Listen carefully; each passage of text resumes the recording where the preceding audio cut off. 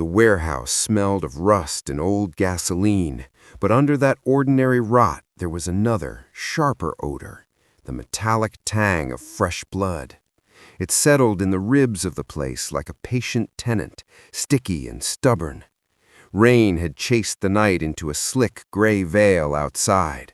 Inside, a dozen flashlights carved briefs of white light across stacked crates and fractured glass. Somewhere down the corridor, a radio hissed orders in a tone that required obedience rather than explanation. Kieran moved like someone who had learned to be invisible and then forgot the lesson for a second and paid for it with everything. He had been running for hours, or an hour that felt like years. Time had been scraped thin by pain. His left side burned with a heat that was not only fire. A ragged, dark seam of blood marked his ribs.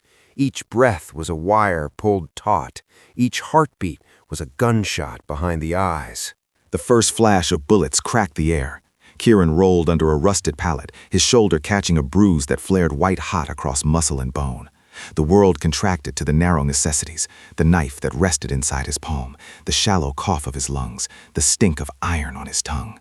He had done things mechanical and precise, that living men didn't normally do. He could move so fast his own mind lagged behind him. He could take impacts that would have sent a normal person into permanent sleep. That was the cruel, clean fact he did not like to think about in depth. His body obeyed rules that the rest of him had not consented to. "Check behind the pallets," a man barked. The voices came clipped and practiced. They were not policemen. They never were. Their uniforms carried neither insignia nor name. Their movements had been drilled by someone who expected efficiency and silence. "Do not take him alive unless ordered. If he resists, terminate and bring the specimen." The word specimen hung in the air like a threat. Kieran had been trained, not raised. He ducked and rolled again, slid through a narrow gap, and then saw her. A woman crouched half obscured by a crate, a camera strap across her shoulder, her hair in a loose knot, eyes wide and too sane for the situation. She looked utterly, impossibly out of place in a scene that smelled like a butcher's room. "Don't shoot," she said before he could decide if she would help. Her voice was a sharp ricochet of fear and determination. "I'm not with them. I'm a reporter. Didn't expect to find whatever this is." Kieran's knife glinted and then was still. He had been alone for too long. The presence of anyone who did not wear the tail clinical uniforms that had chased him felt like a miracle with teeth. He had always been careful not to trust miracles. "You shouldn't be here," he rasped. The words felt like a confession and a plea at once. She shoved a first aid kit at him, hand steady despite the tremor she must have felt. "You're bleeding out. If you die here, I'll have an awful story and no source," she said, trying for humor that landed thin.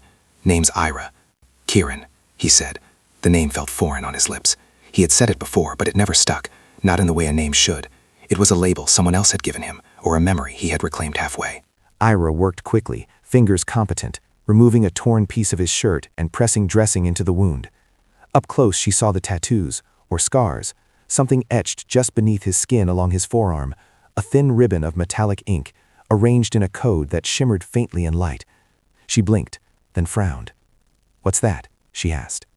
Kieran shifted away, an instinctive recoil. "It's nothing. Don't touch it." She ignored the warning and angled her small camera to take a shot. Her fingers were gentle as they pressed the lens to the skin, zooming in until the patterns filled the screen. "I'm recording this," she said. "If that's a tattoo, it's not any language I know. If it's an implant, Kieran, have you experimented on?" He tried to laugh. It came out as a dry cough. "You can call it how you like. I call it the reason I can't stop moving." The sound of boots on metal drew closer. The men outside were systematic now, search patterns, call signs, the kind of organization that suggested not merely a bounty, but an institution. Kieran's body tightened as if calibrated by command. "They don't want to capture me," he said quietly, almost to himself. He watched Ira's face as she set the camera down, listening. "They don't want to capture me. They want to erase me, like a corrupted file." She stared into his eyes as if trying to find a lie. The rain tapped a dry staccato against the roof. Kieran was not given to metaphor, but the words fit. He was not a man to be interrogated and turned. He was data to be purged. In a mind that had been polished and rewired for obedience, erasure made sense. For Kieran, it was something far worse. It was extinction by a bureaucratic hand. A shadow fell across the warehouse entrance as heavy-booted figures loped in, flashlights cutting twin lanes through the gloom. Kieran still had enough strength to move. Somehow, he moved like a pivot in a machine, swift, precise, terrifying. He grabbed Ira's wrist and hauled her up, tucking the first aid kit under one arm. She protested, for form more than fear, which prompted a small, almost tender flash in his eyes. "Where are we going?" she hissed. "Out," he said. "Now." They darted between crates, taking routes a hunter would follow, corners that ate sound and spat out only echoes. Chiron could sense them before he saw them, a rhythm in the steps, the same spacing and slack the hunters gave each other. He knew how the squad thought because he had been made to think like they did. That knowledge was both tool and curse. It let him anticipate, but it also reminded him of what he'd been forced to surrender. A bolt of light splashed across the aisle. A voice cut the air. "Target spotted. North end, behind stacked pallets. Suppressing fire." Chiron pushed Ira into the shadow of an overturned crate, and he fired, or rather he acted. The movement was less thought than reflex. A hand, a borrowed gun, 2 precise pulls of a trigger. 3 men went down like punched ghosts. The third one toppled into the metal, mouth open, life ill-suited for the violence that had claimed it. "Get him!" cried a squad leader, and in that second the chase became an orchestra of orders, the warehouse a stage. They fled into the maze of the dock beyond the warehouse, night air smacking them, salt and diesel, and the faint, constant hum of a port that never slept. Chiron's lungs burned. His wound radiated stupid, persistent pain, but his legs obeyed as if powered by circuits. He pushed Ira harder, dragged her, braced her when a plank broke underfoot. "Tell me something," she shouted as they ran, her voice a thread in the chaos. "Why would a company-run militia be hunting you like this? Apex Dominion is a contractor, not a terrorist cell." She knew the name. Chiron's jaw clenched. Apex Dominion. He had eaten the name like a stone in his mouth for so long he had almost forgotten it had a sound outside of screams. "They want a clean ledger," he said. "They don't want loose ends." "What ledger?" Her eyes flashed with the hunger of someone who had spent nights at a laptop, pulling threads through databases and getting rewarded with breadcrumbs. "What did they do to you?" Chiron wanted to answer honestly, but the truth splintered in his head into too many broken shapes. There were images he could not place. Fluorescent lights like insect wings, white rooms that smelled of antiseptic and regret, a man whose voice command could harden into a fist. Names were leached out of memory like stain out of cloth. Only sensations remained: burn, pressure, the cold of a hand that measured bone. "They called it Project IRONBLOOD," he said finally, the words sticking like iron in his throat. He had said the name before, remembered it as if it were a wound, but any detail fluttered away like the feathers of an injured bird. "They made things inside men. They make men into weapons you can order." Ira's steps faltered. "IRONBLOOD. That's..." She stopped. The name had weight, like a legal file stamped top secret. She had chased corrupt shipments and shadowed illicit contracts, but this was far darker. A networked violence that didn't even bother with plausible deniability. "You need to tell someone," she said suddenly. "You cannot. If they are willing to trash you like a hard drive, they will..." Her sentence splintered as floodlight beams slammed over a low pier and a chorus of radios barked. The men who hunted them had arrived in force, not to take him alive, but to scrub. Chiron saw the formation tighten into a pincer and made a decision in a flash that would have been death triviality under other skies. They would run the docks like thieves until they reached the maze of shipping containers. Ira's breath came faster, a ragged soundtrack. "I don't even have a car," she panted. "You run," Chiron said, "and when it's clear, I'll get us to a place where you can hide this footage." He tapped the screen of her camera with his thumb, the image of the code shimmering small as an accusation. "If you show anyone without me, you make them a target." She stared at him, eyes wide and stubborn. "And if I stay with you, I become a target too." "You already are."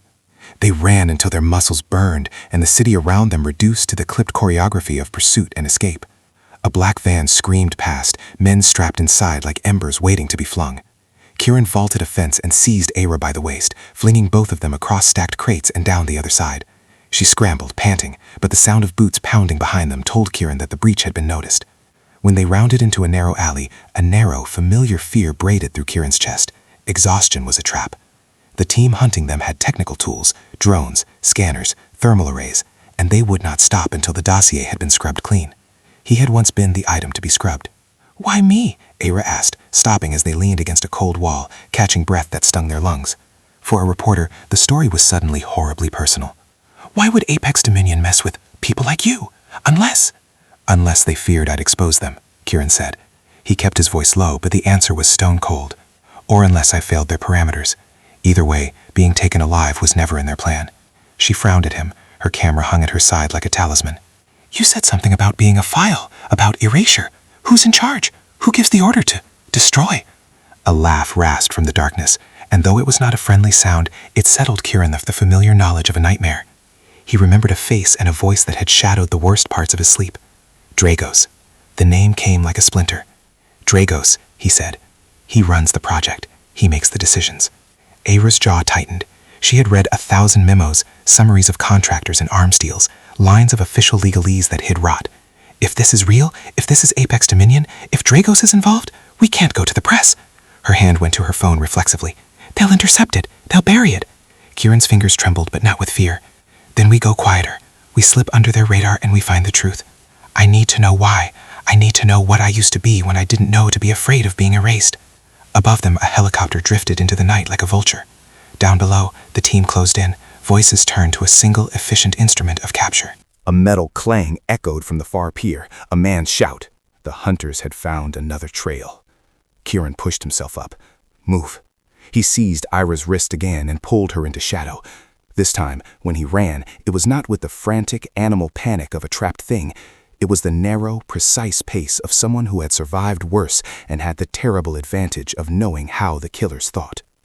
They crossed broken cargo and rusted stairwells, ducked under the long hitch of a winch, and scrambled into an old boatyard that smelled of algae and old oil. Ira's camera bobbed against her chest, still recording, still precious.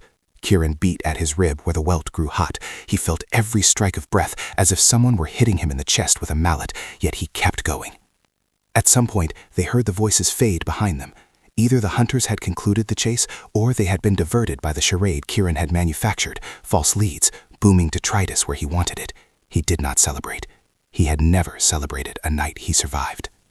They collapsed on a low pallet, soaked and shaking with aftershock. Ira turned the camera towards Kieran, hands trembling now for a different reason. You could be a great expose, she whispered. You could. What they do could be exposed. He looked at her, raw and tired and terribly human in the wet light. If they find this footage and that code, he said, they will come back. But they will come back not to question. They will come back to delete. What do you want me to do? She asked. He lifted a hand and, despite everything, smiled an honest, small smile. Stay. Tell me what you can. Help me find what I cannot remember. And above all, keep that camera running. If I disappear, let the world see that I tried to walk away from being someone else's weapon. She hesitated, then nodded. Okay, I'm in. But, Kieran, she softened, what do you want to be, if you can choose? He did not answer for a long time. The question sat in the room like an open wound. Who are we when the skin of our choices has been stripped away? I want to be a man who sleeps without hearing a directive in his bones, he said at last. One who makes mistakes and owns them. One who, maybe, has someone he cares about who doesn't walk away out of fear. Ira's mouth quirked. That's poetic for someone who just got shot in the side. He laughed, a short, rough sound that startled him. For a moment, the wreckage around them seemed less like a prison and more like the beginning of a story. Far above, in a sterile tower of glass and humming servers, screens bathed a man in cold light. Dragos leaned forward, fingers steepled, watching a window of multiple feeds. One showed a pair of exhausted forms huddled under tarpaulin. Another, the black van rolling away empty. Still another, the pattern of footprints across the docks. He flicked his fingers, and a grade of data scrolled across the screen in neat, terrible lines. Let him think he slipped away, Dratum said, voice precise and almost conversational. He did not look away from the monitors. We will sweep back in with the next generation specimens. The words were clinical, and in their utter dismissal lay the whole geometry of why men like Kieran were made, as commodities in a world that equated utility with worth. Kieran's body had survived the night, but this much was clear. He was not merely running for his life. He was running for a name, for a history, for the right to refuse the role some faceless hand had tried to script for him. When the rain subsided into a keening fall and the harbor lights slewed into sleep, Kieran and Ira huddled by the water and planned what questions to ask, which ghosts to follow, which calls to avoid. Outside, ships groaned at anchor. Inside, the world had contracted to a camera, a code beneath skin, and two people who had somehow become each other's last defense. They would not be safe. They would not be whole. But for now, while the city pretended the night had never been violent, they had a fragile, trembling thing. Time. And time was a weapon of its own. Ira's apartment was the exact opposite of the warehouse and the docks. Small, cluttered with books and cables, watered plants that looked indignant at their neglect, and a window that framed the city like a reluctant photograph. She closed the door carefully, did a quick sweep for trackers with a cheap RF scanner she kept in a drawer for nights like this, then slid the bolt without looking at Kieran. He sat on the one sagging chair, breathing through pain as if each inhale were a decision made by someone else. The dressing she'd applied had been enough to stop immediate bleeding, but not to fix whatever was wrong underneath flesh and wiring.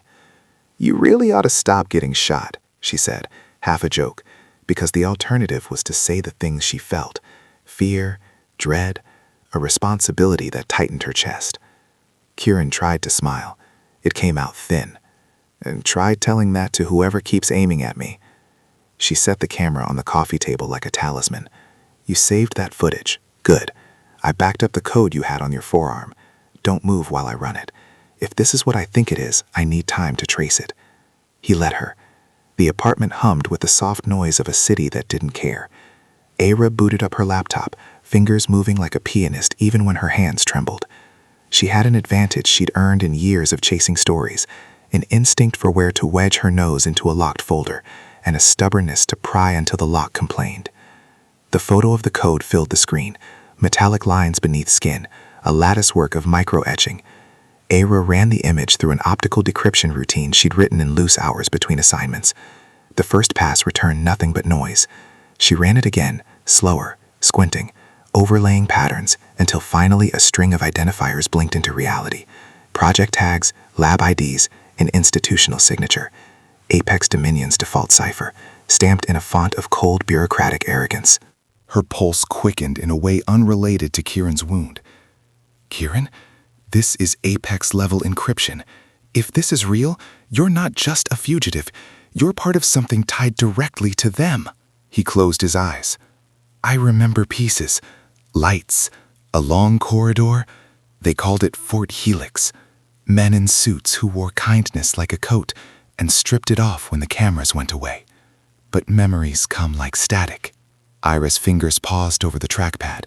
She'd chased corrupt contractors and crooked politicians and had seen horrors that chilled most people into silence. But this was a machine that turned human beings into components.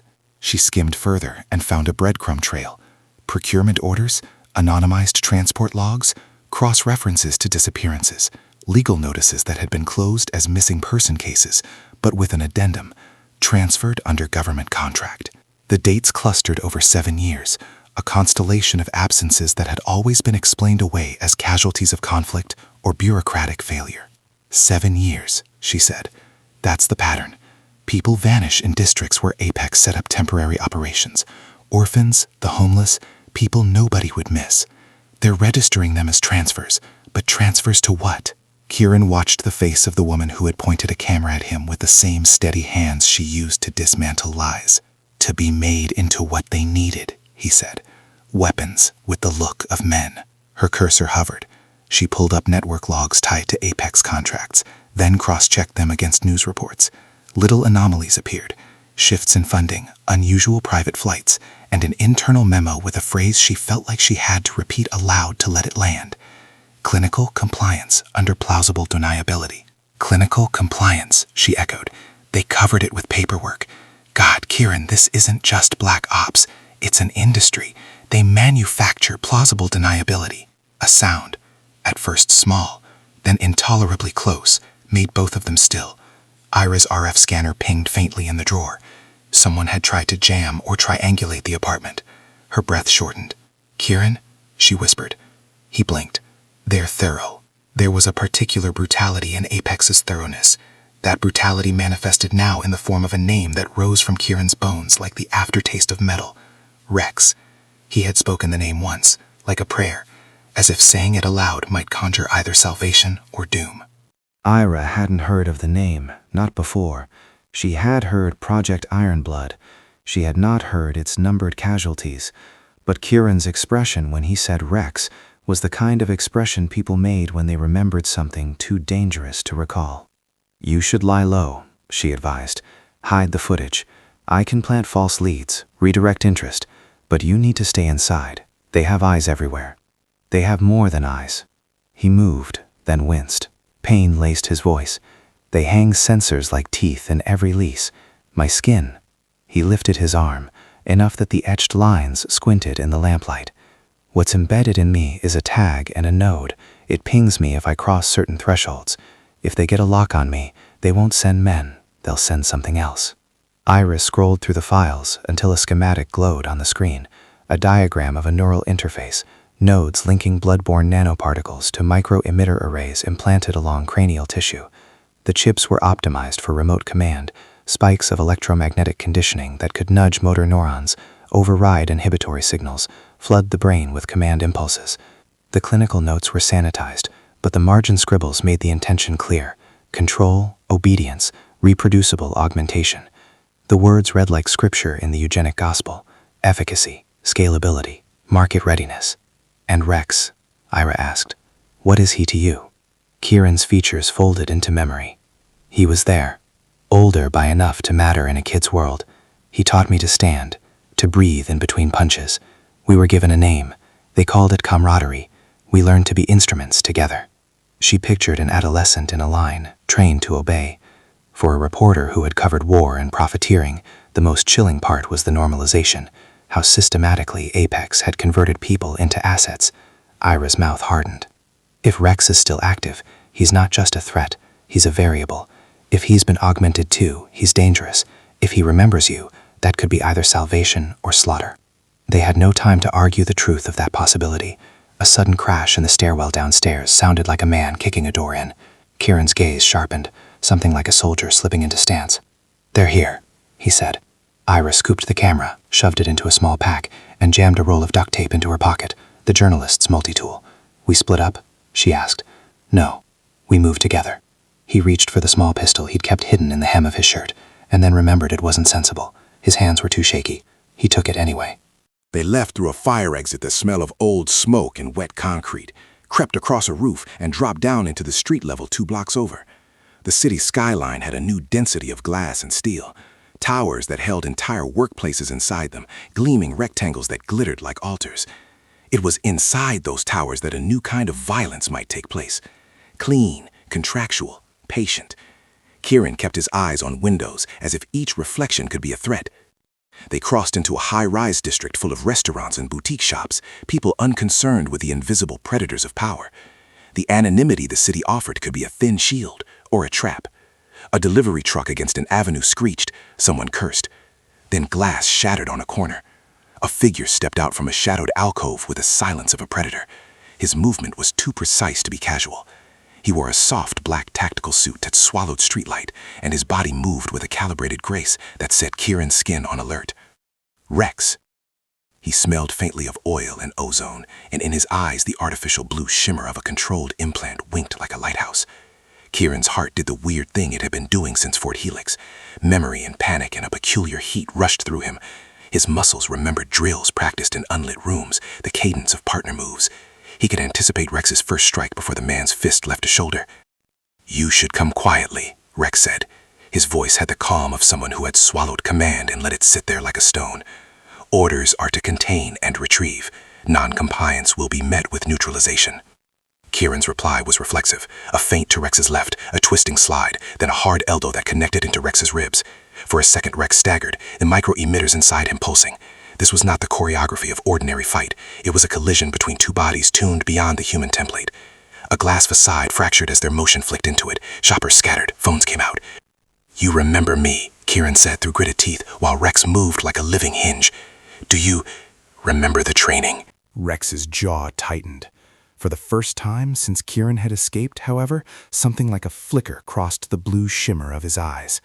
A sliver of a human memory swam through. A laugh in a dormitory, the smell of burned meat from a training mess, a small boy missing a front tooth. The particular memory Kieran had of Rex bristled like an ember. Rex's hand froze mid-punch. Ira, from the edge of the fight, saw it and shouted between breaths, "Kieran, distract him! Use words! He's reacting!" Kieran didn't need instruction. He changed his attack into a litany, a chant of names from a past Rex might have known, names he'd plucked from the white noise of his own damaged memory. "Rex, do you remember the night with the generator, when we hid and ate the cold noodles? You laughed when I stole the last spoon." He kept his voice steady. "You told me you'd always watch my back. You said the world would never make us brothers, but we could make each other brothers anyway." Rex's fists slowed. Something human, some thin, buried strand of it, pulled like a tide toward those words. For half a beat there was confusion in his face, a human crease that had nothing to do with circuitry. And then the blue pulsed again, louder, like a command wave trying to smother the tide. Whatever protocol was keyed into Rex's implants, a remote override broadcast, had become active. He staggered, head tilted, eyes flickering with the inner light of processing. "Override," he said, barely audible. "Interference, cognitive bleed, execution command." Kieran lunged, taking advantage of Rex's falter. He struck with a combination of moves that were less refined than instinct and more desperate than skill. Rex went down on one knee. Kieran could have driven his blade into the man's throat and ended the threat then, but he stopped. There was something wrong with that image. Rex's face, splintered with human and machine, and Ira's camera eyes recording the taxonomy of it all. Killing now would mean erasing the only threat back to who Rex might once have been. A sound like a thunderclap came from down the block. 3 black SUVs were bringing in a second team, and the urban plaza filled with trained men who moved like punctuation marks. The market of witnesses scattered. Sirens began to cry as some people called the police. Useless, most likely, but a noise that hid other noises. Rex shoved himself back up, not to finish the fight, but to step away. His gaze snapped to Ira, and whatever took hold then was enough to make him shake his head violently, like a dog trying to clear water from its ears. For a sliver of time, he looked as if someone had returned a face he had known to him, and it caused an acute ache. "You," Rex started. He closed his mouth. His fingers jerked as if trying to wipe a smear off the air. Then, in the most dangerous movement of the night, he backed up, retreated, and vanished into the geometry of towers, a shadow folding into other shadows. Ira's breath came quick and ragged. "He hesitated," she said. There was something. He saw me. He saw you," Kieran finished, each word a rock. "He saw something human. The chip, whatever it is, doesn't fully overwrite the past. There's leakage, a residual pattern. Emotional stimuli might trigger it. Maybe a non-hostile variable. Maybe a voice. Maybe smell." Iris steadied her camera and checked the recording with shaking hands. "I got the whole thing. You were amazing. Insane, but amazing. We need to analyze the footage. We need—" He interrupted her gently. "We need to get out before Apex returns. They have command and control hardware capable of remote override. That override tried to hit Rex, and it did. Almost. If even the cutting-edge control has holes, then they're not absolute." She looked at him, gratitude and fear braided together. "You almost died." "Almost," he swallowed, "because he knew me. That knowledge is both weapon and doorbell." They ducked into a side street and ran until the city's steel brightness gave way to the softer make of older neighborhoods. Iris slowed them down to a walk finally, breathing like a person who had just been given more minutes on a life she had not planned for. "What did you see in him?" she asked, the kind of quiet question that demanded honesty rather than bravado. Kieran thought of Rex's hand on his shoulder in some past labyrinth, of the small laugh that had no use under the drills of Fort Helix. A ghost of memory, a signature in the neural pattern that responded to something emotional. That's our opening. If the chip's control signal can be drowned out by a strong personal memory, then we can look for ways to induce that bleed. We don't dismantle the system by brute force. We undermine its premise, that a human can be reduced to a conduit. Ira nodded, mind running. So we go deeper. We find Fort Helix. We track the transports. We identify names. You'll need medical records, inside access. I'll use every contact I have. This will blow up a lot of things. It will destroy people's careers. and maybe a few lives, but it might also save some. He met her eyes, a fierce, brittle thing. Then we do it. On the skyline, the towers that had swallowed Rex's silhouette gleamed like indifferent sentinels. In the dark seams between them, a fight had happened that left more questions than answers. Kieran and Ira would have to follow the trail into the stinking guts of the city's underside, where the truth smoldered beneath contracts and servers.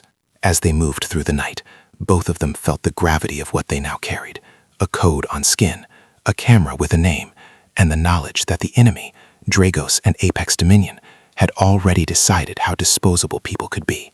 But they had also found, in a human flicker across a man's haunted face, the first sign of a weakness that might yet be turned into a rebellion. The market did not announce itself until they were inside it.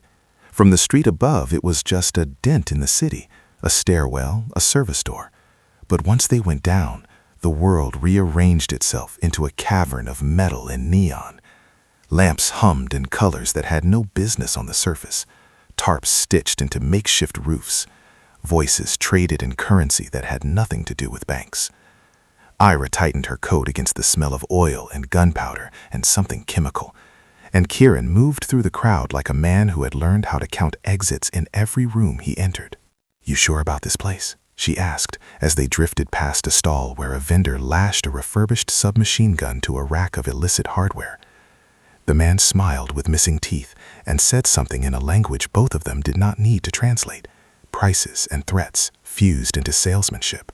"I've heard rumors," Kieran said. "If there's a tech willing to crack Apex-level encryption for money or hate, he'll be here. The kind of people who rebuild broken things for a living are useful when systems are made to be unbroken." They threaded through a crowd in which faces were hidden by scarves and goggles, where signs painted in different tongues baited passers-by with black market promises. Some booths were primitive, shuttered refrigerators stacked with scrap metal and knives. Others were clinical, tables steaming with parts for biomechanical augmentation that no law would ever approve. The hum of clandestine commerce pulsed like a heartbeat. It was, Ira thought with a particular kind of journalist's nausea, necessary, greasy, and dangerous. A man with braided hair and a neon skull tattoo on his hand intercepted them at a corridor. He blinked at Kieran for a long moment, then produced a cigarette and offered one to Ira with a conspiratorial nod. "You're either brave or stupid," he observed. "Either way, you're in the right place." He motioned them toward a curtained-off alcove. "You came for a tech?" They did not argue the point. The alcove opened into a smaller room that smelled of solder and coffee. Screens glowed with lines of code, and a man hunched over one of them looked like he had been born with grease under his fingernails. He introduced himself as Juno and spoke like someone who had eaten computers for breakfast. "I don't work with Apex," he said before either of them could ask, and his voice was a shield. "I destroy their little toys. For a price." "Can you get into this?" Ira asked, sliding a photo of Kieran's forearm across the table. Juno's eyes narrowed as he leaned forward, fingers tracing the metallic lattice on the screen. "This is their signature," he said slowly. "Ferrocells and a layered microtag. They bury identifiers beneath dermal layers, so a normal scanner can't see them. It's very clean. Worth a fortune to the right people." He tapped the photo. "It's worth a fortune to the wrong people, too." Kieran watched him with a patience that was mostly exhaustion. "I need to know everything," he said. "How deep does it go? Is IRONBLOOD a single program or a prototype? Who's buying?" Juno smiled in a way that suggested he knew more than he told. "I can pull their chatter, I can scrape contracts and follow secret ledgers, but this kind of access takes time, and it takes distraction." Ira folded her hands. "We'll pay. Not with cash, there's no time for that. So you take information. You want leaks on safe houses, on middlemen. We can give you the kind of dirt that makes men with ties to Apex sweat." They bartered through the dim hours. Juno took the camera footage, the photo, and a copy of Ira's notes. In return, he promised to dig through a curated web of servers that lived in places governments ignored. Kieran watched the displays flicker like an oracle as Juno's code harvested fragments from routers and shadow servers. For a while, the market's noises faded into a single point of attention: The screen where Apex's name blinked like a bruise. "That's him," Juno muttered, and the word had weight. He brought up a document whose header was threaded with the kind of bureaucracy that knew how to hide monstrous things behind footnotes. The document was titled in corporate font, and the content beneath it read like a business plan gone monstrous. Staggered pilot releases, projected ROI columns, and under proposal, deploy field units Model 01 and 02 to client states on limited-term contract. Attached was a memo with a list of countries and private contractors, names that hush-hush reporters like Ira had learned to despise. "They're planning to sell them as assets," Ira breathed, and the room seemed to tilt. "They plan to field test soldiers like a product. They're selling soldiers to governments." "Yes," Juno said flatly. "And look at this." He zoomed in on a schedule. "Field deployment in 3 months. Launch markets line up with geopolitical hotspots. They test them where the world is busiest with conflict, where bodies get lost into the official fog. Apex will profit whether the specimens live or die." The blood drained from Kieran's face. "They're not making weapons for wars," he said. "They're creating commodity soldiers. If that document is real, Dracos isn't playing at hobbyist cruelty. He's building an economy." Ira's hands hovered over the keyboard, routing copies of the documents into safe offline containers. Her profession told her what to do next: verify, corroborate, publish. But overlaying the reporter's logic was the immediate horror of their position. They had a target on their backs now, and everywhere in the market, names and faces could turn into a private army. A shout split the booth's relative calm. The market, which had been an ecosystem of silent, tense transactions, erupted into violence as groups of masked fighters burst through the thoroughfares, guns flashing and knives glinting like teeth. Juno cursed and shoved monitors into backs as people dove for cover. Few things were stranger than tribal warfare inside a place that existed because legality refused it. Older grudges, hired muscle, and Apex's own algorithms sometimes conspired together and turned the market into a battlefield. "Trap," Juno snarled. "They always set traps around the time Apex moves product." Kieran felt the change in the air, the kinetic shift that precedes a wave of violence. Vendors slammed their shutters and handguns were already out. Ira yanked at Kieran's sleeve. "We need to leave, now." They tried to stumble away, but the market was a maze and the exits had a way of rerouting the frantic. Men with soft tactical vests, local muscle hired by a higher bidder, blocked their path, then pivoted to strike at anyone who tried to escape. The alleyways filled with the noise of combat, the cruel bark of suppressed rifle fire, the clang of steel on steel, shouts in multiple languages. Kieran moved like a man whose body remembered pattern even when his head could not. He fought at first with restraint, disarming, throwing, disabling, but restraint evaporated fast when a man lunged at Ira and a blade flashed. He knocked the attacker away with a savage, efficient motion and caught Ira's gaze. Her face went pale with shock and something else. Fear, yes, but also the kind of astonishment that comes from watching someone reveal skills they had no reason to know. "You were a soldier," she said between blows, breath ragged as they ducked behind a stainless stall. "You—" "Instrument," Kieran snapped, though the term tasted false. He wanted better words for what he was. Made, not chosen. They carved a path through the chaos. Juno shouted from somewhere at the rear. He'd grabbed a hard drive and a case of parts and was pushing through the melee to get them out. Kieran helped him, bracing and throwing bodies aside, and the three of them became a moving wedge of purpose inside a chaos that had the precise geometry of organized hunting. When they reached an outer passage, Kieran's phone vibrated with a signal that set his teeth on edge, an automated ping, the kind that tracked when a node crossed a geofence. It was the code embedded in him answering a call from Apex's grid. He looked at the message and felt a cold finger brush his spine. A triangulation fix, precise and merciless. "They have a lock," he said. "They know we're here, and they've got a line on me." There was a metallic sound, a micro-trap closing, and from a shadow stepped figures in plain black, faces covered with the clinical, blank masks he had seen once before. They moved with the same corporate efficiency and colder purpose as the squad that had chased him through the docks. Apex contractors, the clean end of a filthy assembly line. Kieran went for a weapon, but handcuffs, no, not handcuffs, needles, came at him with the speed of someone who had rehearsed this exact motion. A long syringe glinted in low light, a hypodermic with a dull tip that carried a concoction he had tasted before, a sedative designed not only to stop motion, but to scramble memory and leave the recipient pliant for transport. Ira tried to scream. Juno tackled the man, his neon tattoo flaring in the errand light. The market roared like a beast, and the vendor's cries became indistinct. Ira's hand was wrenched from Kieran's as two contractors lunged, and then a padded fist connected to his temple, and color emptied from the world. Before he dropped, he saw Ira struggling, one of the contractors pinning her wrists, a bag pulled over her head. Their world narrowed to a single frame of horror, Ira being hauled away as men with calm faces held her like a crate. "Kieran!" Juno shouted, but it was already a litany for the lost. Kieran reached out into receding consciousness, fingers scraping at air. He wanted to run, to follow, to rip the bag from Ira's face, but the world pulled a velvet curtain over him, and he slid into dark. When he woke, it was into a light that had no mercy. The ceiling was white and clinical. Wires passed like veins through the walls. Men in lab coats hovered over him, efficient and numb. The sedative had not merely knocked him out, it had cataloged him for transport and for processing.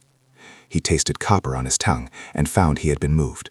He was no longer in the market's underbelly. He was in the belly of the beast. They had brought him back to a facility that was clean and efficient. No room for empathy, only for data and outcomes. And somewhere in the facility, in a room that smelled of antiseptic and ambition, Ira was a bargaining chip. Kieran's chest burned with helplessness that had teeth. The market had been both the place they hoped would answer questions and the place Apex had chosen to strike a clean balance. Expose the project, and they would take what mattered most. The question now, as Kieran lay strapped to a reclined chair with monitors mapping every twitch, was not only what Dragos would do to him. He had seen enough of that to fear the worst. But what Dragos would do with Ira. If Apex's documents were true, the organization saw people as commodities. Ira was a threat to them, an amplifier of truth. She could be erased, converted, buried. She could be used to lure him out, to force compliance. He tasted the world through the monitor's rhythm and vowed, through a dry throat and a head that felt like it had been run through a grinder, that whatever Dragos planned, he would not let it go unpunished.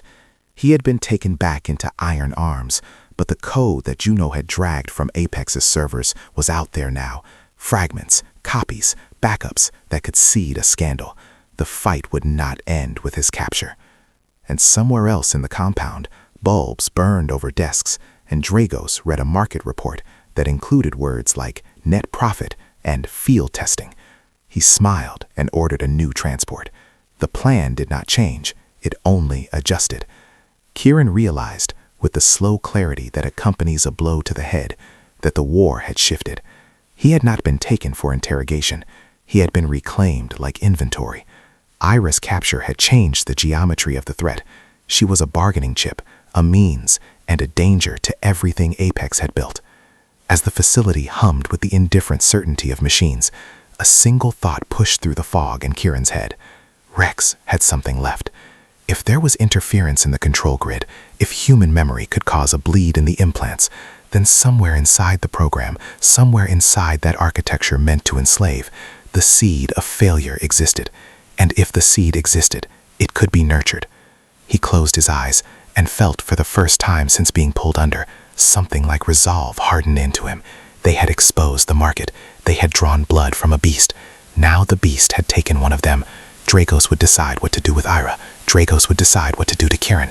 But the leak had been started. The underworld had seen the tremor. The code had known the name Rex, and it had flinched. That flinch was all the fragility Kieran would need to survive and to fight back. Questions crowded the edges of his mind as the sedatives kept his limbs heavy, and the bright lights mapped his every breath. What would Dragos do next?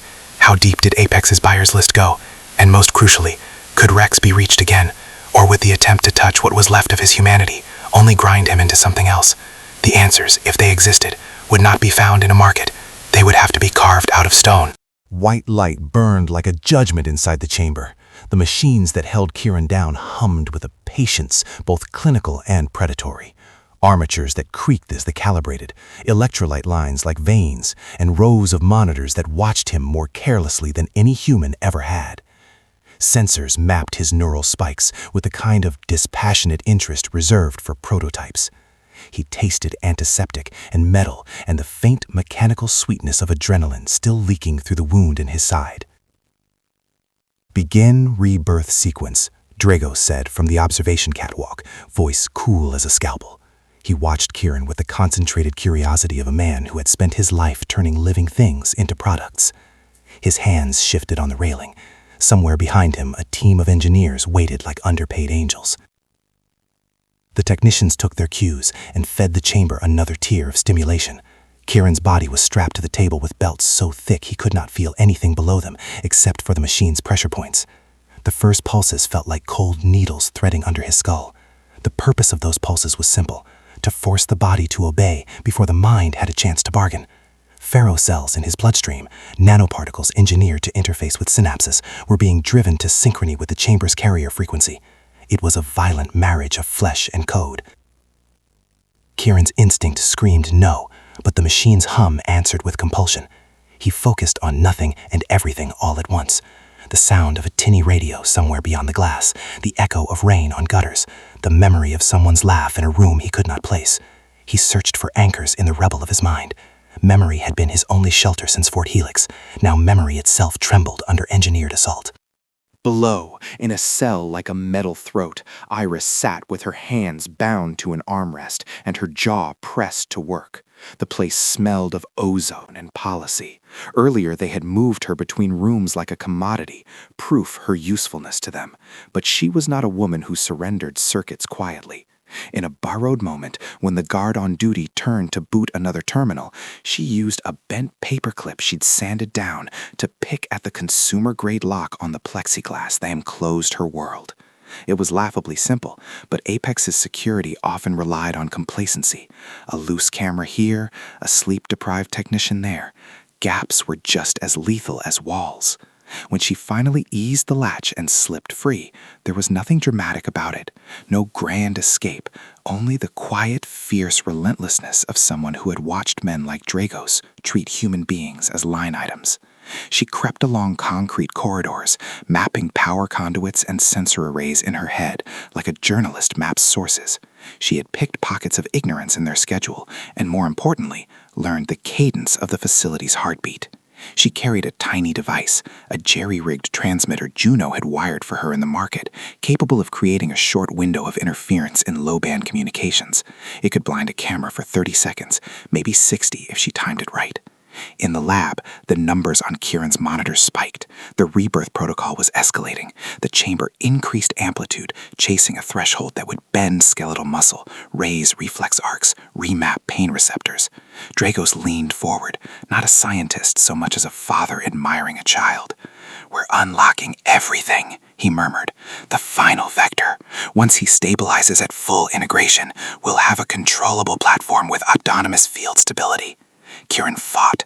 When the frequency climbed high enough to make his teeth ache, his body obeyed the initial directives. His fingers twitched, pre-programmed motor patterns executed like puppet strings testing a new master. Under normal circumstances, the body's feedback loops would protect the cortex. This was not normal.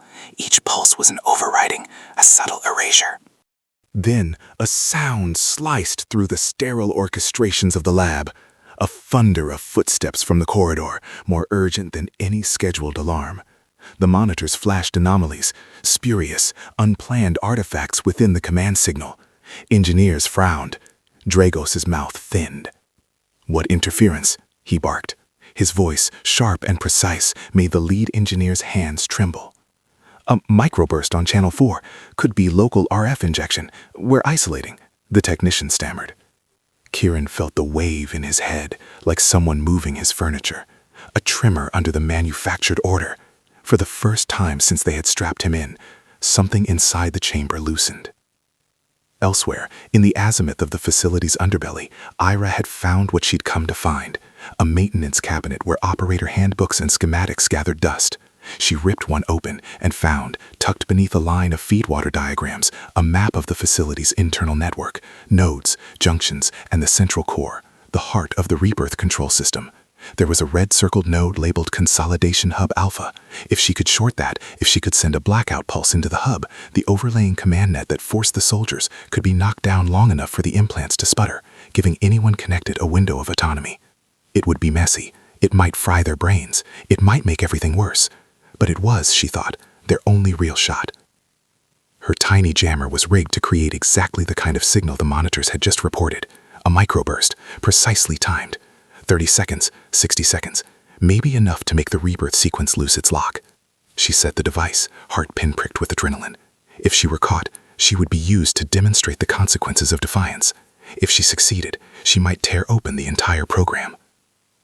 Back in the lab, the advocates of progress adjusted dials, thinking the pulses were their doing, not the rippling effect of someone muttering to the grid like a saboteur. Kieran's eyes fluttered. A name surfaced, Rex, unbidden and stark like an emergency beacon. The memory of Rex's face before chips and commands entered his life. Ragged hair, a crooked grin, the way Rex had once offered him a ration when the mess had run low. The memory was not just a recollection.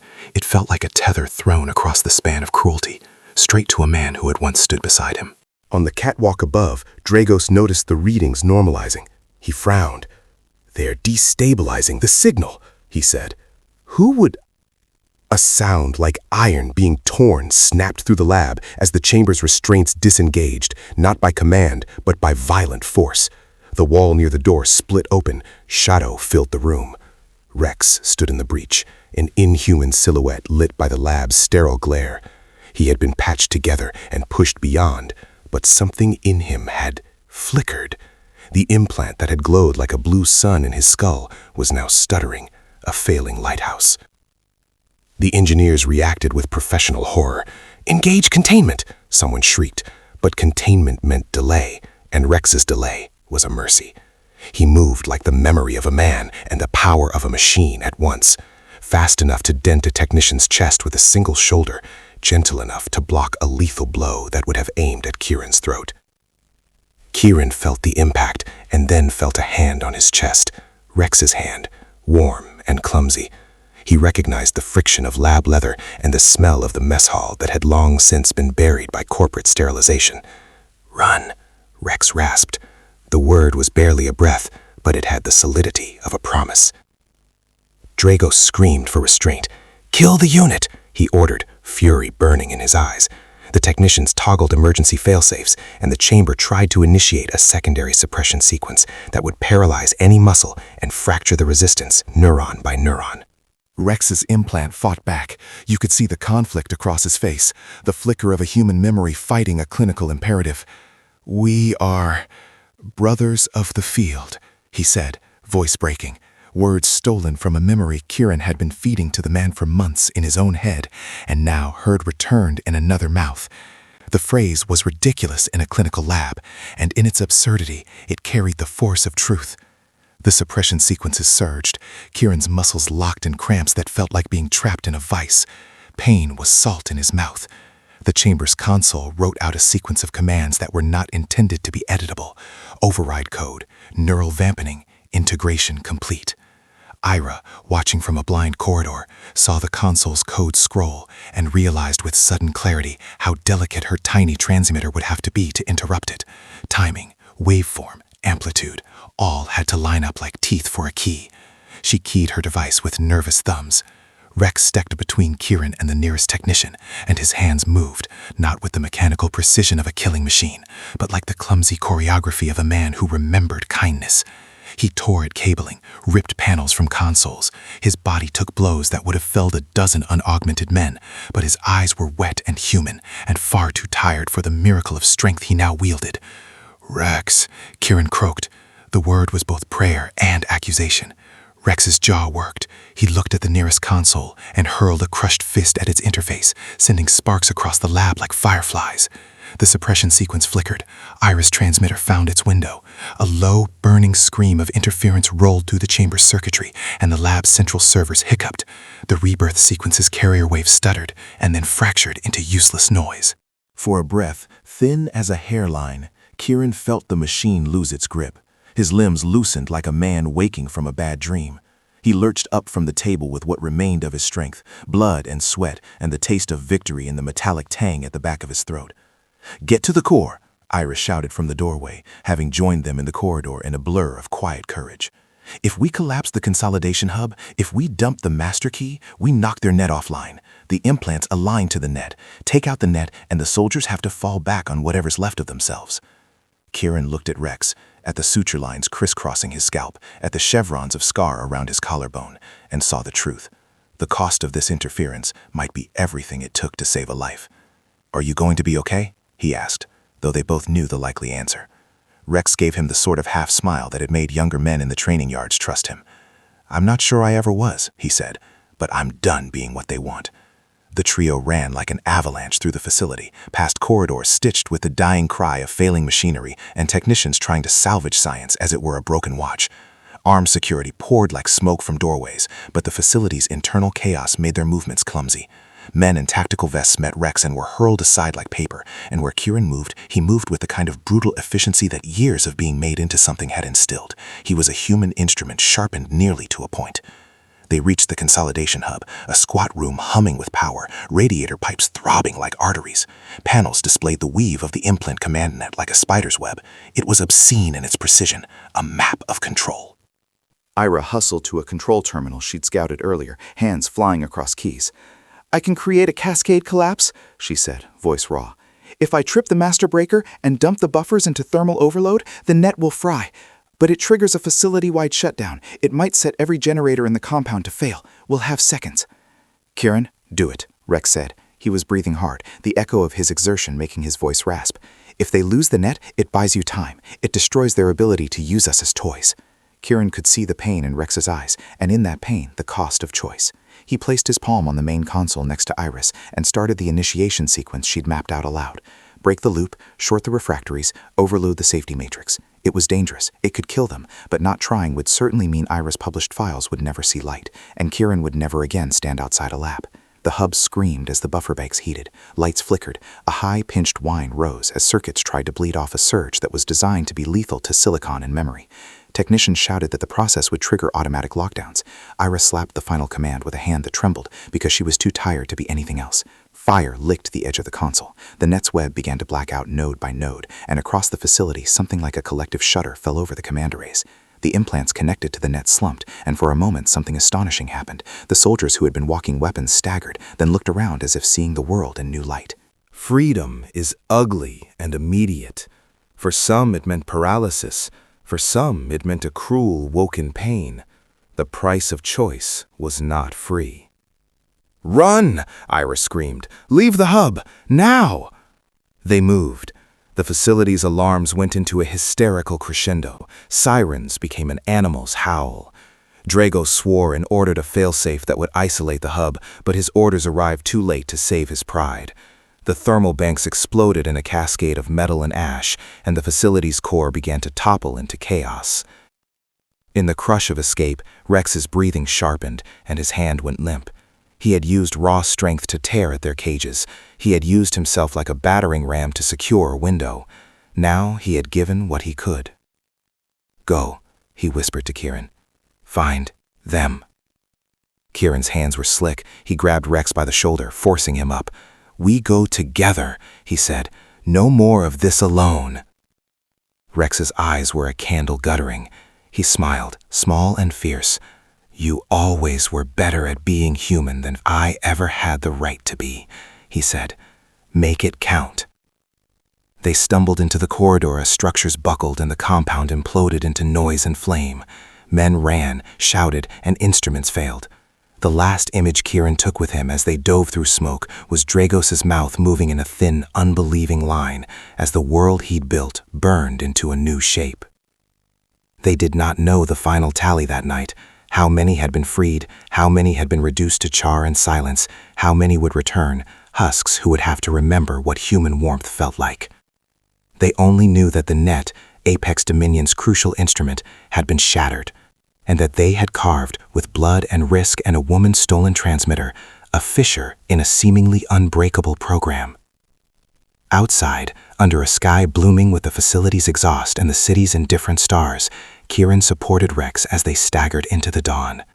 Ira, filthy and triumphant in a way that betrayed how close to death she had been, cradled a small data drive like a rosary. It held copies of the schematics, the purchase orders, the client lists. It held, in cold light and compressed format, the evidence the world would need to understand the scale of what they had undone. Rex's breath came in shallow pools. He had saved them. He had chosen to be less of a weapon and more of a man.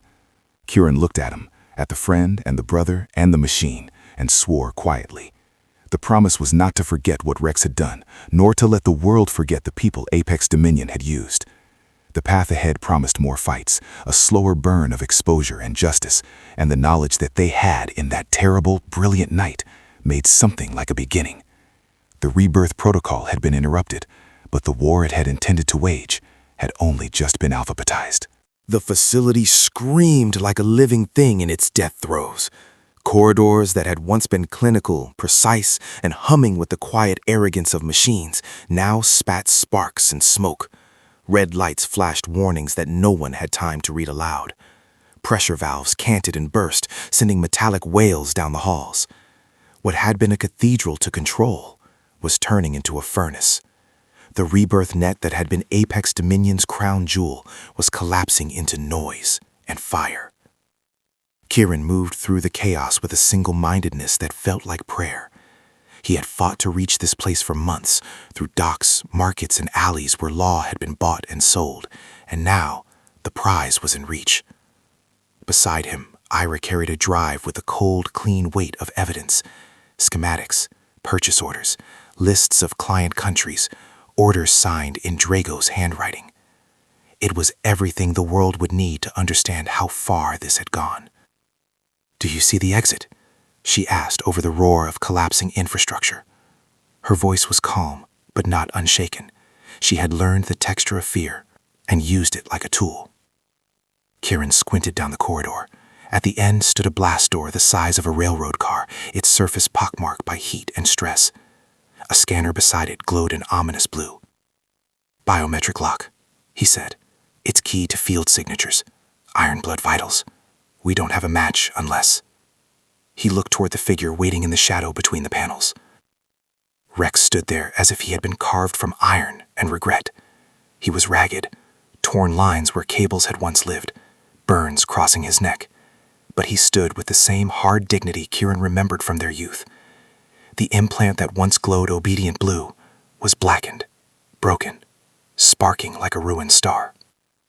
He met Kieran's eyes, and the expression that found him was a fierce, exhausted tenderness that made Kieran's chest tighten.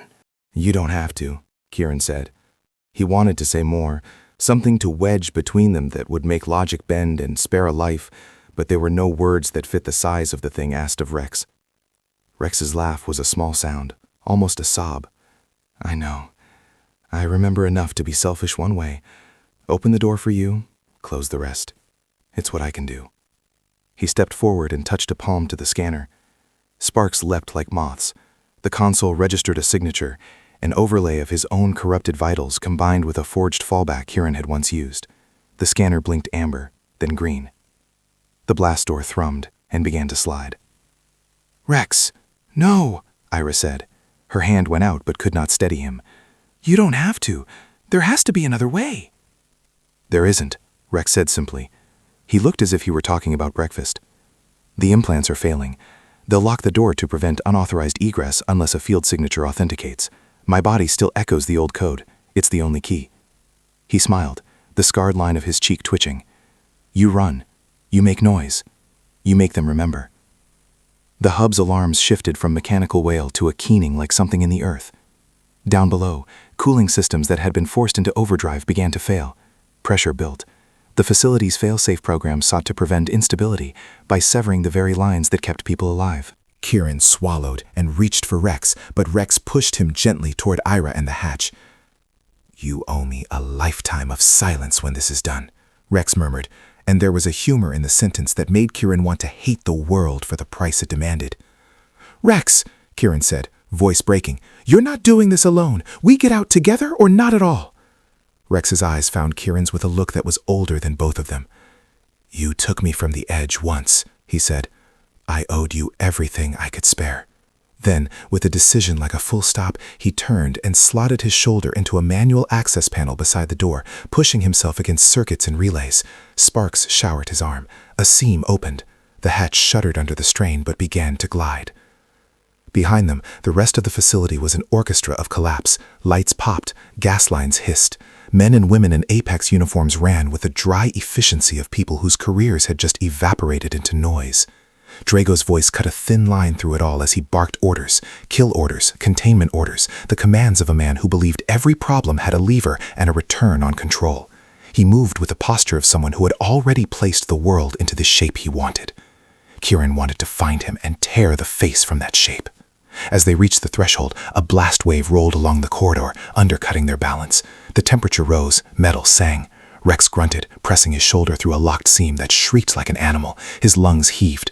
Kieran saw the sweat bead on his friend's forehead and the unnatural plastic shine where the implant had been.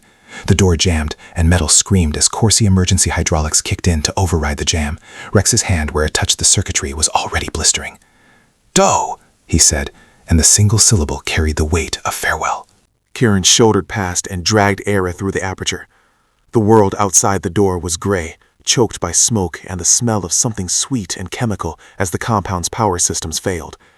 They slid down a maintenance chute and tumbled out into the yard. Kieran turned, wanting to see Rex through the smoke, but what he saw was the silhouette of his friend becoming an uninterrupted arc against a blossoming wall of heat. Rex's sacrifice was not theatrical. It was terrible and small. He had used his body, still capable of responding to commands, as a key to keep the locks open. As the evacuation systems failed and the facility's internal SAC, safety and arrest circuits, tried to release pressure, something in the core overloaded into a chain that sent a sheet of flame toward the maintenance hatch. Sparks in the air tangled with fire. The blast took Rex in a burn of white force. For a heartbeat, Kieran thought the world had been scoured clean of sound.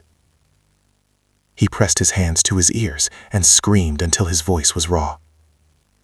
Beyond the yard, Dragos waited, flanked by the last of his chosen men. He looked at the destruction with the same expression a chess player wears before a final move. He looked like a man who had placed too many bets and assumed the odds had to favor his coin. "You could have been anything," Dragos said, voice uncowed by the flames that licked the facility behind them. He smiled with mirth. "All I ever wanted was to make the world accept order, to make the chaos of war predictable, to remove the moral lattery from the equation." Kieran spat blood where his lip had split. "You made people into products." The words were small, but they carried steel. "You made men into price tags." Dragos tilted his head, the hands in his pockets studying Kieran like a scientist might study an anomaly. "Words are for those who don't understand metrics. Lives are for those who calculate risk. I am not cruel because I enjoy pain. I am cruel because I reject sentiment. Sentiment is the inefficiency I have eliminated. The market demands product. I provide product." "You monster," Era said, having come up at Kieran's side, the drive held like a defiant talisman. "People are not product, Dragos. You made hell and called it progress." His eyes flicked to the drive. For the first time that night, his confidence creased. "What do you have there? Proof? Proof will vanish. We have already seeded plausible deniability into every archived set. Would you like to try and dismantle an entire economy with a file?" Era looked at him, steady. "We don't need to dismantle the economy. We need to make the world see the market for what it is. We need to show them the purchase orders and the shipping logs and the emails where you called people specimens." Dragos's expression hardened. His hand moved so fast that Kieran barely saw it. A pistol, small and efficient, appeared in his grip. "Then die quietly." It came down to inches and instinct. A man with a gun and a man who had been made into a weapon. Kieran moved first, not for glory, but out of a flat human rage that had nothing to do with the engineering of his reflexes. He took the man by the arm and drove him against a fallen console, the impact sending sparks across crisp suits and burned skin. They moved in a brutal geometry. Punch, grappling, the exchange of meat for machine.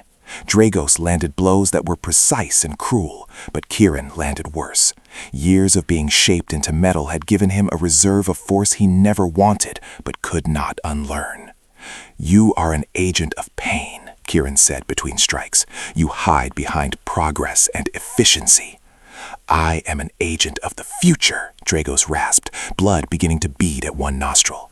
"I will be remembered." Kieran's final move, no plan, only instinct, was a hard shuddering of his shoulder that sent Dragos's head into a console.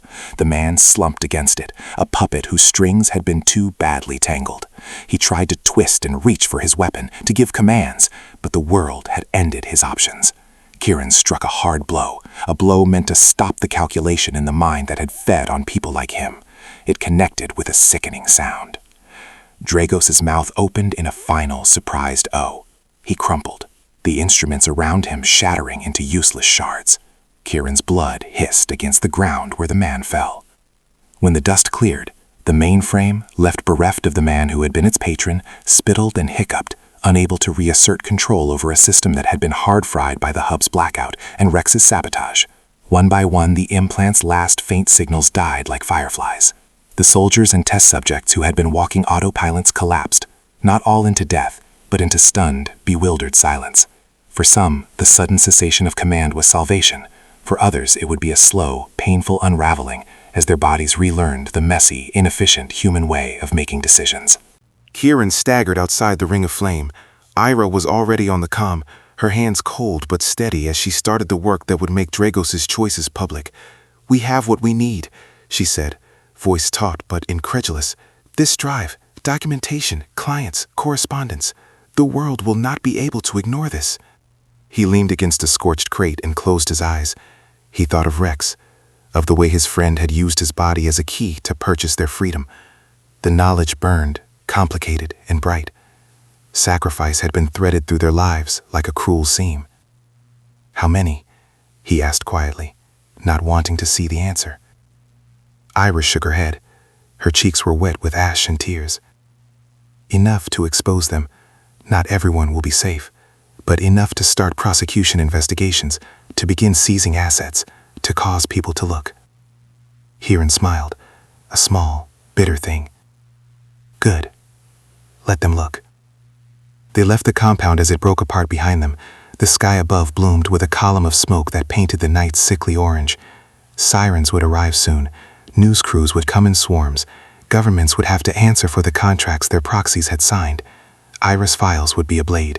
Kieran did not know which would cut first, prosecution, reform, or vengeance. Weeks later, the world changed in the way that it always did when inconvenient truths found oxygen. Audits, hearings, and indictments followed headlines. Apex Dominion fractured under legal pressure, and clients withdrew in embarrassed silence. Dragos's name was dragged into courtrooms and into the light of cameras. Men who had once been anonymous faces in email CC lines found themselves indicted by people with titles, now rendered meaningless by public outrage. Ira's pieces were relentless, precise, and humane. Her voice became the one that stitched the narrative together. The procurement logs, the witness testimonies, interviews with destroyed technicians who had helped Kieran and Ira in secret. She never glamorized the violence. She recorded the human cost. Her final column, her last piece in the sequence, closed with words Kieran could have written if he'd had the courage. The man who was made to be a weapon chose to be a man instead. Kieran did not stay to read the headlines. He knew the world would be busy corroding the rot he'd helped reveal, and that would be enough for some kind of justice. But he also knew that those who moved in shadows would look for new shadows. He could not be certain who to trust anymore, or where safety lay. So he vanished the way a person returns to sea, quietly, with a single bag and the memory of a friend's sacrifice folded into his pocket. Ira watched him go with a silence that hummed like a signal. She had saved lives and lost friends, and told the truth in a way that would change policy and, she hoped, hearts. But there was the ache of unfinished business, of a young man who would walk the streets carrying damage and the knowledge of what had been taken from him. She typed her final line and then leaned back from her screen. The man who was created to be an instrument of war chose to be human, she wrote. And in that choice, he won something the engineers could never measure. Outside her window, the city rolled on. Lights, traffic, people, unaware of the small wars that had once been staged in the basement of their safety. In an unremarkable cafe a few blocks away, a man with a scarred wrist and a slow smile ordered a coffee and sat down with a newspaper. He read Ira's column, folded the page, and looked up at the street with a new, lighter expression. He had the most dangerous kind of freedom now, the freedom to be imperfect. He would disappear again. He would keep moving, keep breathing, keep learning what it meant to choose. He would not ask permission. Above the city, the smoke that had been drawn from the iron heart of Apex Dominion thinned and blew away. The world smelled a little less like burned copper. The war they had interrupted still had roots in shadow economies and corrupt governments, but it had a wound the public could see now, one that could be lanced, bled, and treated. In the quiet after, a note arrived at Ira's desk in handwriting she recognized instantly. There were no addresses, no signatures, only a line. "Thank you for seeing me." She read it twice, folded it once, and placed it in a drawer with the other proofs of human courage. Outside, life continued, and the city turned its pages.